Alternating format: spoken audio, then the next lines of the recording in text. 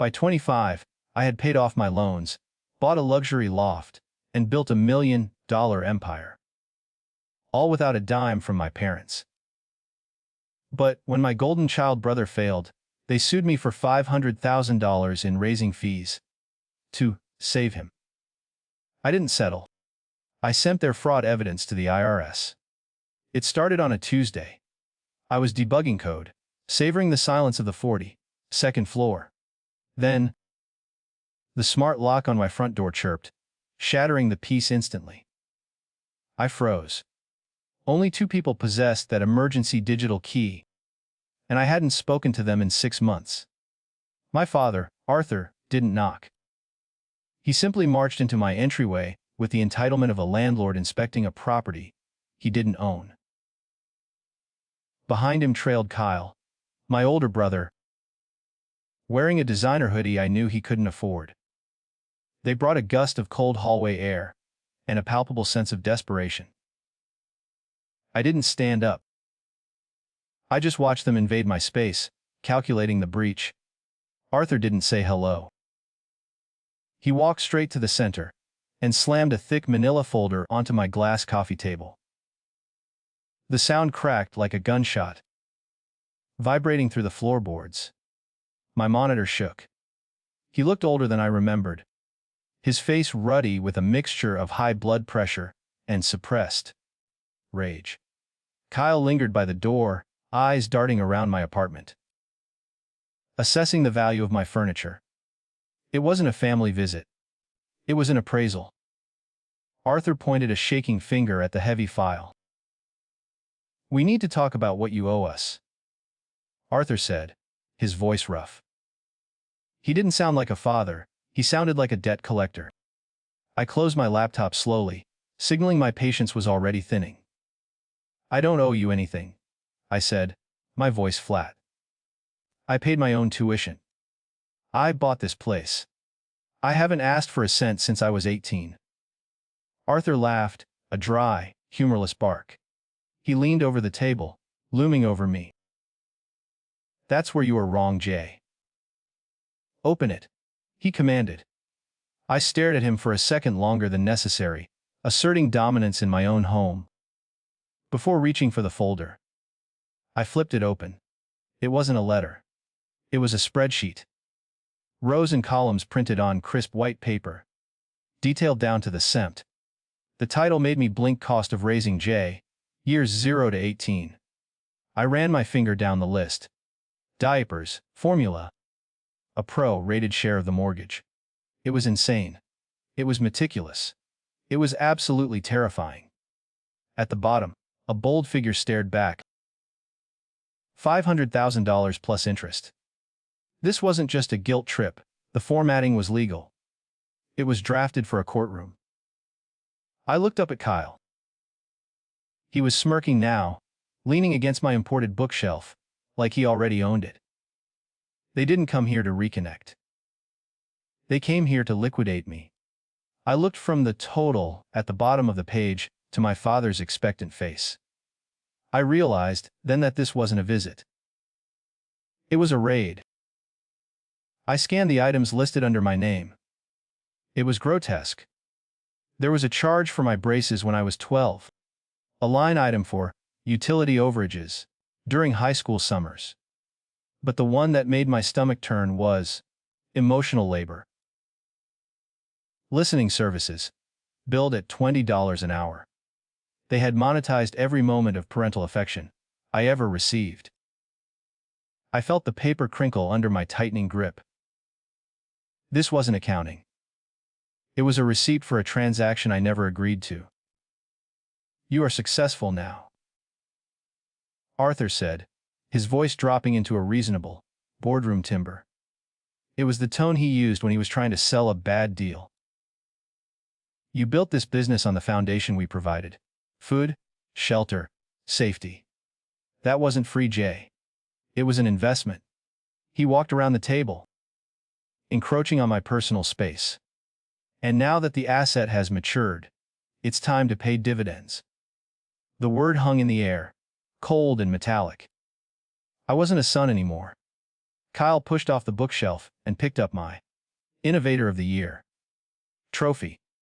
He weighed it in his hands, smudging the crystal with greasy fingerprints. "It's only fair," he muttered, not looking at me. "I stayed home. I took care of them while you ran off to play startup. You owe the family pot." His eyes were dull with envy, but his voice carried the sharp edge of entitlement. He didn't want justice. He wanted to steal the life he failed to build. "I am not a portfolio," I said, standing up. At 6'2", I towered over my father, but he didn't flinch. "I am not paying you a dime. Get out of my house." Arthur's face hardened, the mask of the reasonable businessman slipping to reveal the desperate grifter underneath.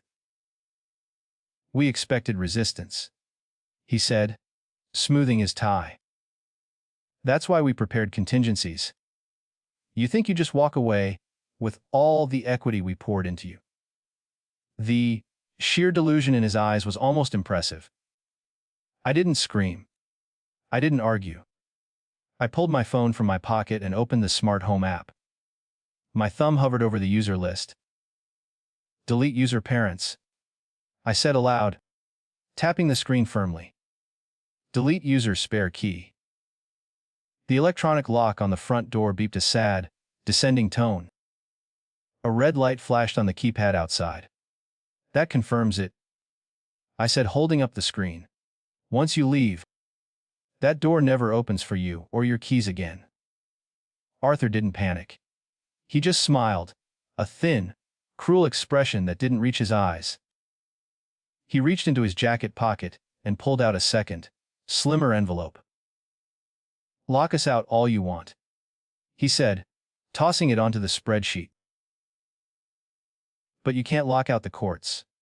We filed a preliminary injunction this morning, based on verbal contracts. Your assets are already being flagged." I looked at the legal seal on the envelope. They didn't just want a payout. They wanted a war. 3 days later, the silence in my penthouse felt different. It was the calm before the artillery barrage of Black Friday. My new software suite, Nexus, was queued for global deployment at midnight. This wasn't just a product drop. It was the culmination of 2 years of sleepless nights and caffeine-fueled coding marathons. I sat at my desk, surrounded by 4 monitors humming with real-time analytics. The only thing left was the final vendor payout. I needed to wire 50 grand for server capacity by 5 o'clock. I logged into my business banking portal, the interface familiar and crisp. My finger hovered over the Approve Transfer button. I felt a surge of pride. This money wasn't an allowance, it was capital I had bled for. I clicked the mouse with a satisfying snap.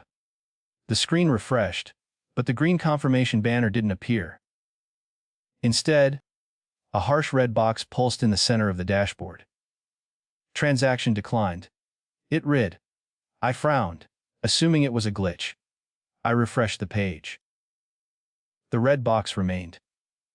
My heart skipped a beat, then hammered against my ribs. Error 44B wasn't a connection issue, it was a compliance lock. I grabbed my phone and dialed the priority support line. The hold music sounded like a funeral dirge. After 2 agonizing minutes, a representative answered. "Mr. Anderson," she said, her voice clipped and professional. "We see the attempted transfer. Unfortunately, your accounts have been placed under a temporary hold." I gripped the phone tighter. "Hold. I have a launch in 6 hours. Release it immediately." "I am afraid I can't do that, sir," she replied, her tone devoid of sympathy. "We received a court order this morning regarding a pending civil suit for promissory estoppel and unjust enrichment. Until the preliminary hearing settles the claim amount, all liquid assets are frozen." I felt the blood drain from my face. Arthur wasn't bluffing. He had actually found a judge to sign off on this insanity. They weaponized the legal system to hold my business hostage. Is there any way to override this? I asked. Not without a counter order, she said. The plaintiffs filed an emergency motion claiming imminent dissipation of assets. Dissipation of assets. That was rich coming from the people trying to rob me. I hung up the phone and stared at the dark screen. The timing was surgical. They knew about Black Friday. Kyle followed my business page. They waited until the moment of maximum leverage to strike. If I couldn't pay for the servers, the platform would crash on launch. My reputation would be incinerated instantly. I tried to access my personal savings, hoping to bridge the gap with my emergency fund. Access denied. I stared at the screen, confusion warring with rage. The lawsuit should only target the contested amount, not everything I owned. I called the bank back, my voice trembling with fury. Why is my personal checking locked? The rep hesitated this time. Sir, there is a secondary flag. It's an administrative hold requested by the IRS regarding potential asset concealment. My stomach dropped through the floor. This was Arthur's masterstroke. He hadn't just sued me, he had called the tip line. He accused me of hiding money to trigger an automatic audit freeze. A lawsuit takes months to resolve, but a federal freeze takes seconds to implement. I looked at the clock. It was 2 p.m. I had 3 hours to find $50,000 or lose everything. The phone buzzed in my hand. A text from my mother popped up. We can make this go away. Just sign the check. I stared at my mother's text, the pixels burning into my retina. I didn't reply. Engaging now was exactly what they wanted, and I refused to give them the satisfaction. I had bigger problems than parental extortion. I needed a bridge loan, a favor, anything to keep the servers running.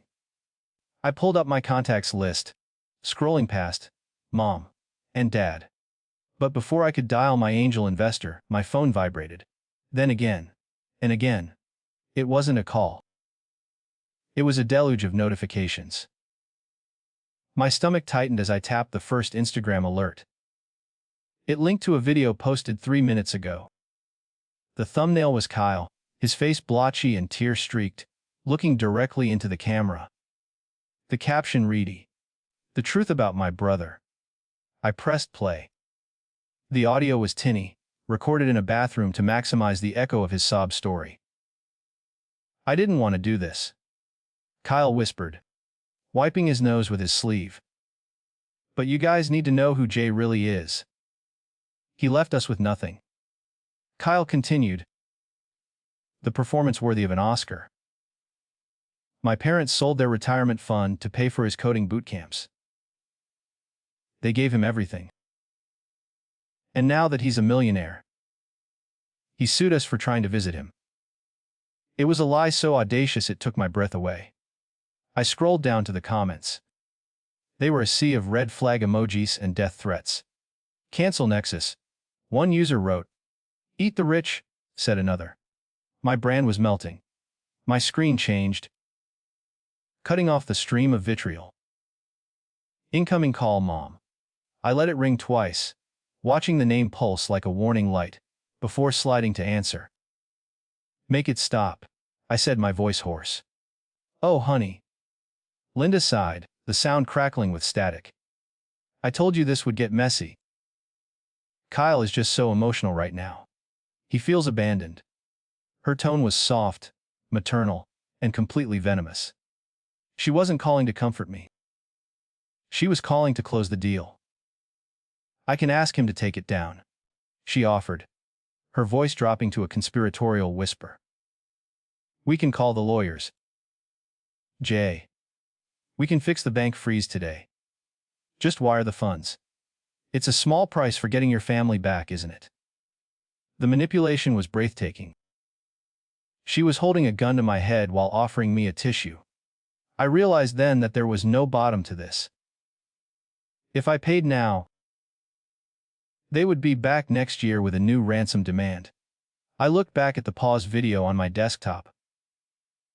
monitor while she waited for my surrender. Kyle was wiping a tear, his hand hovering near his face. Something glinted in the harsh bathroom light. I squinted, leaning closer to the screen. On his wrist sat a heavy, silver watch with a distinct blue dial. It wasn't a cheap knockoff. It was a Breitling Superocean. I recognized it immediately because I had seen the invoice for it on my father's corporate expense account 3 months ago. The rage that had been choking me suddenly crystallized into ice. They weren't destitute.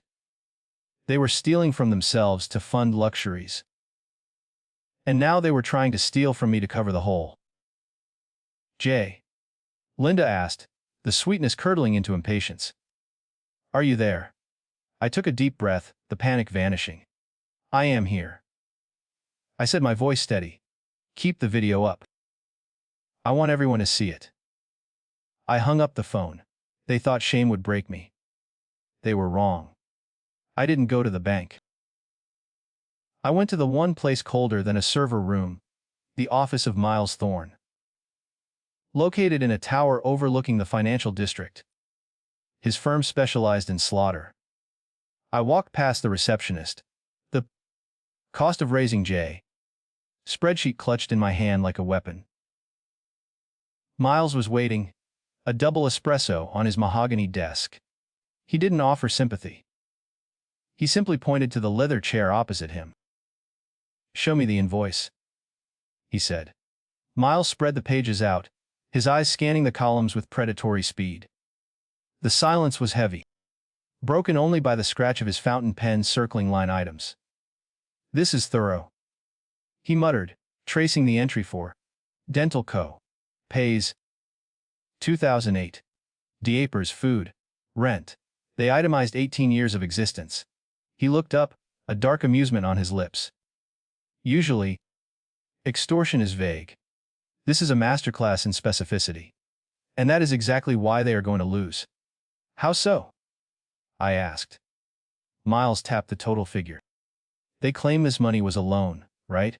A debt you owe based on a verbal contract. I nodded. Exactly. Miles opened his laptop, typing. Well, if it's a loan, the principal is non-taxable. But the interest. They charged you interest for 2 decades. He spun the screen around. I pulled their tax returns for the last 10 years.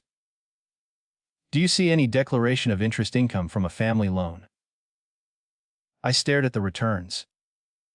The line for interest income was blank. They didn't declare it. I whispered.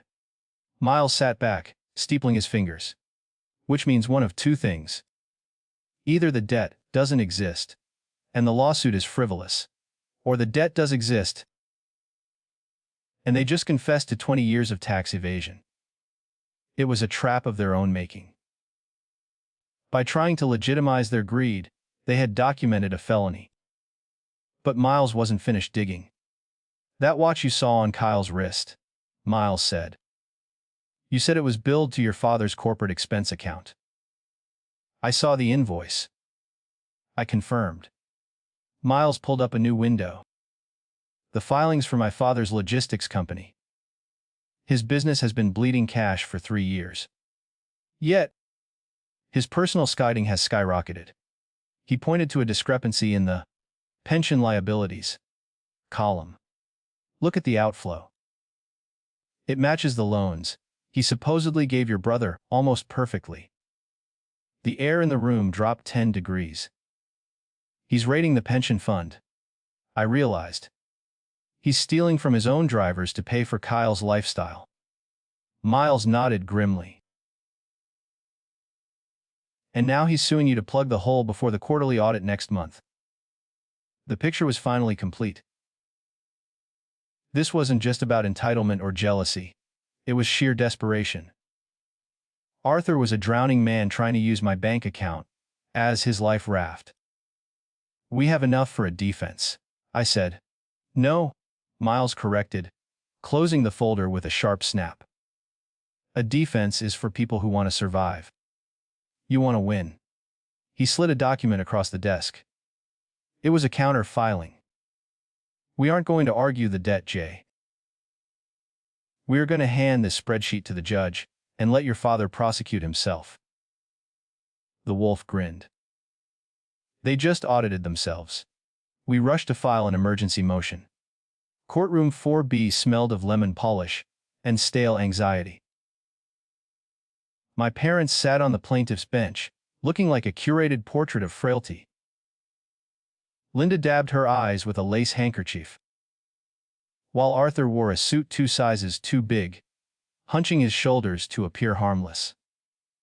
Kyle sat behind them, glaring at the back of my head, looking like a sullen teenager rather than a 30-year-old failure. They had rehearsed this tableau perfectly. Miles sat beside me, arranging his papers with the terrifying precision of a surgeon preparing to amputate. Your Honor, Arthur's lawyer began, his voice dripping with manufactured outrage. My client sacrificed their golden years to fund the defendant's lifestyle.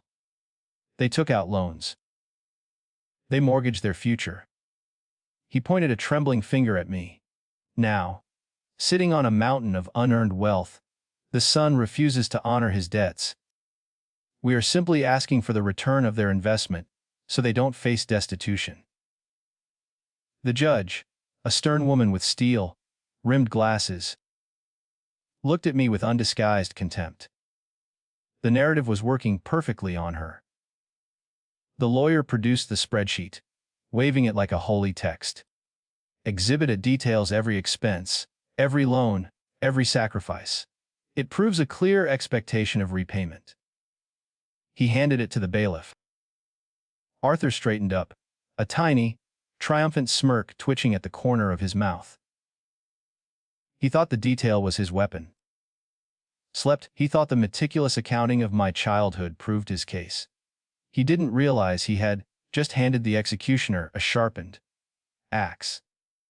The judge accepted the document, nodding slowly, unknowingly sealing his fate. Miles stood up. He didn't object. He didn't shout. He simply buttoned his jacket. Your Honor, the defense does not dispute the validity of Exhibit A. In fact, we thank the plaintiff for their diligence. A ripple of confusion went through the room. Arthur's lawyer frowned, sensing a trap, but unable to see the teeth. Miles walked to the bench.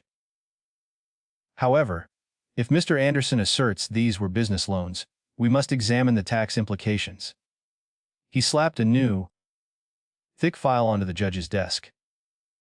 These are Mr. Anderson's tax returns for the last 20 years. Miles said, his voice carrying to the back of the room. You will notice line 8B is empty. No interest income declared. Ever. The judge flipped the page, her brow furrowing. If the plaintiff is claiming the $500,000 figure includes 20 years of accrued interest, as detailed in his own spreadsheet, he has just admitted to federal tax fraud on the record. Arthur's smirk vanished instantly. His face went the color of old, cold ash. Miles wasn't done. He turned to face Arthur directly.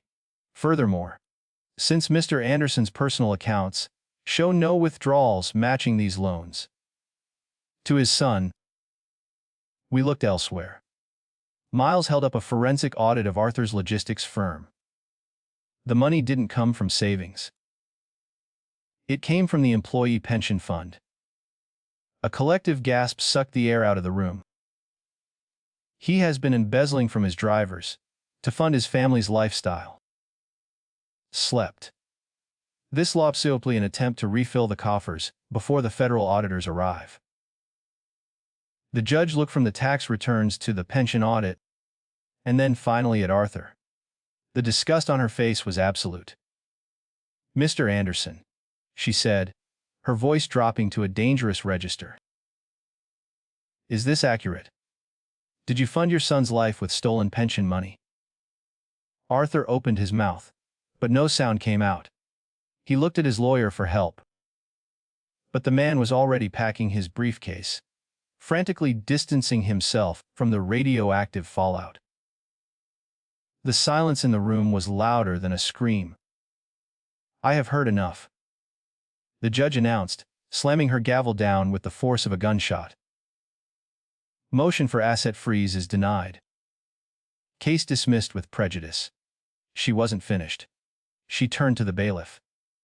"You will take all exhibits, specifically the plaintiff's spreadsheet, and these tax returns, and forward them immediately to the district attorney's office and the IRS, Criminal Investigation Division." She glared at Arthur. "I suggest you find a criminal defense attorney, sir. You are going to need a very good one soon." The room erupted into chaos. Linda burst into real, ugly sobs, clutching Arthur's arm as the reality of their situation crashed down.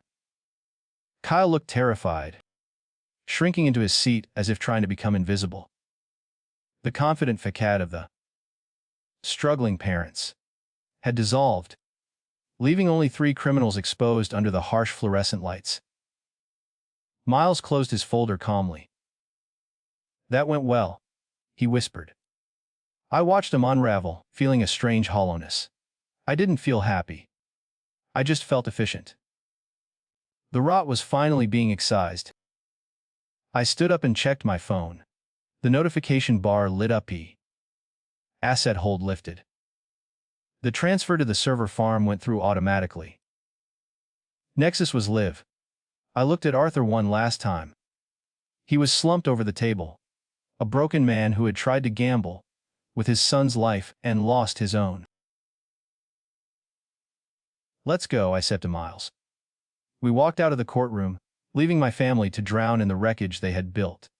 But I knew they wouldn't stay quiet for long.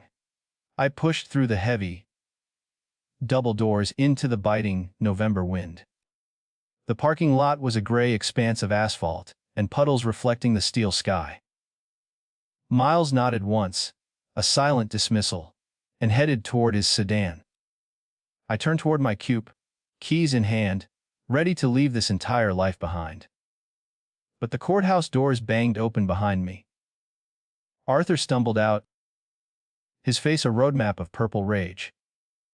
Adrenaline had turned him into something desperate and dangerous. He sprinted toward me, his heavy breathing visible in the cold air. "You think you are clever?" Arthur screamed, closing the distance. He grabbed my shoulder, spinning me around. I didn't flinch. I just looked at his hand on my coat until he released it, retreating a step.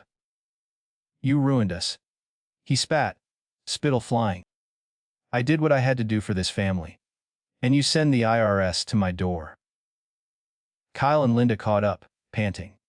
Kyle looked frantic, his eyes darting between us.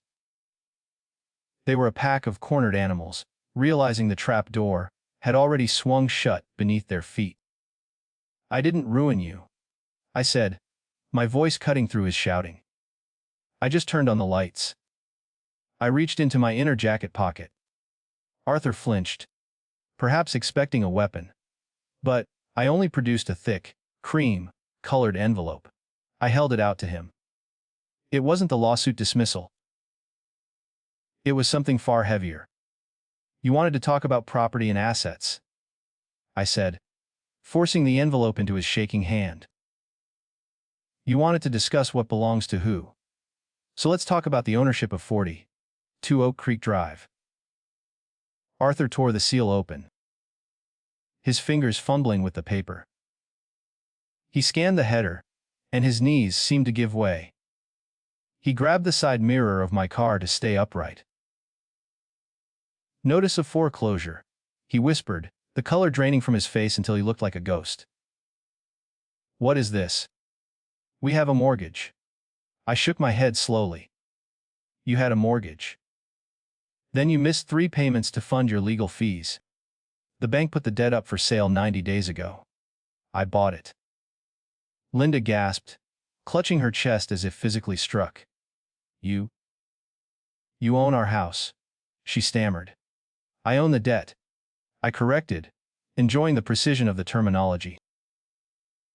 "And since you just tried to freeze my business assets, I decided to exercise my right as the lion holder." I pointed to the timestamp on the document. The eviction notice was served an hour ago. The sheriff is changing the locks as we speak. It was the ultimate checkmate.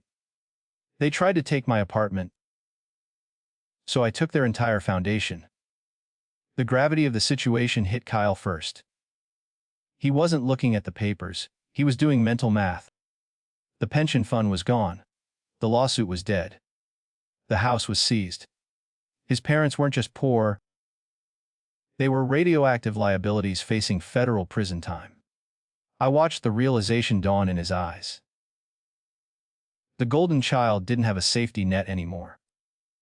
He looked at Arthur, who was sobbing quietly into the eviction notice, and his expression shifted from fear to a cold, reptilian calculation. He needed a way out immediately. "Give me the keys," Kyle snapped, extending a hand toward Arthur. Arthur looked up, confused by the sudden aggression. "What?" "Kyle, we need to figure this out." Kyle didn't wait for a discussion. He lunged forward, jamming his hand into Arthur's coat pocket. He wrestled the fob away from his own father with a grunt of exertion. "There is no any more, Dad," Kyle sneered, backing away toward the family SUV. "You guys are going to jail. I am not going down with you."